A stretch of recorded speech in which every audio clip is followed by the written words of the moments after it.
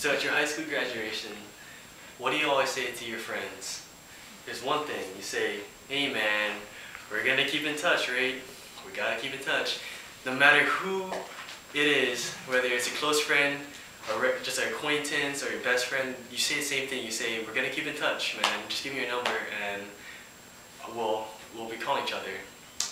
Though in college, you find that it's a little harder than you thought to keep those relationships. And this happened to me and my best friend. And we let the distance and just the time to separate us and weaken our relationship. And so my presentation is on repairing relationships. So this is my friend Peter, and he's the one in this black shirt. And we've been friends for 8 years now, and we went to the same school, we attended the same church, and we pretty much hung out every single day.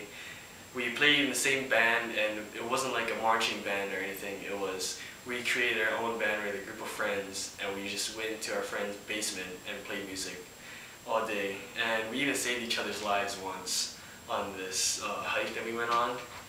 So we've been pretty much bros for like half our lives.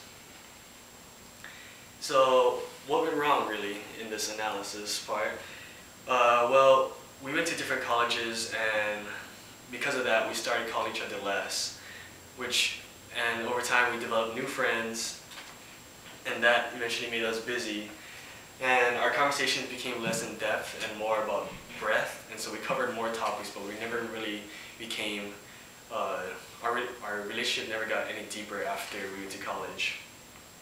And that eventually led to us led us to not calling each other completely, which made a negative impact on our relationship. And that negative impact is called rational transgressions. And so some obstacles that stand in our way is the distance between me and him. There's about 3,000 miles of ocean that separate us presently. And so we no longer have the ability to have face-to-face conversations. And during that time we developed different values. Like, he became very religious, and now he's planning to become a minister in China, whereas I am planning on staying in America and becoming a physical therapist. And so our futures are looking like we're going to end up in different places.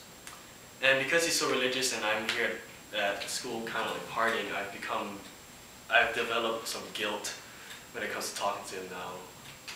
And so that stands in our way between rebuilding our friendship.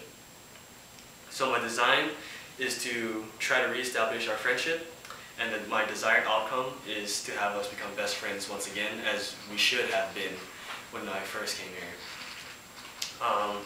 That part of trying to correct your relationship is called corrective maintenance. And my components for our development that I'm going to need to carry out this plan is my phone and my computer, because I do not have the opportunity to see him face to face. So my implications is to schedule a time with him and see when he's not busy so that I can call him.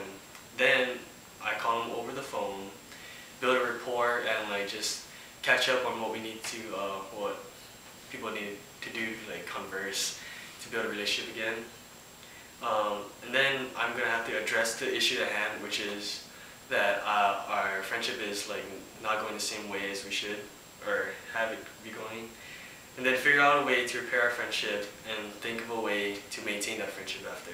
And that is called meta-communication, which is communicating about communication.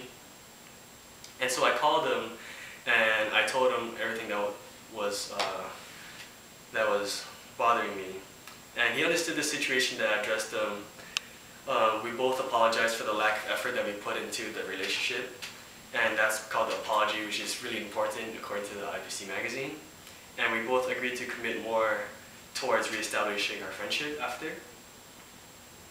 And so our future plans is to consistently call and email each other from now on, which we plan to now call each other every Saturday, which is pretty awesome.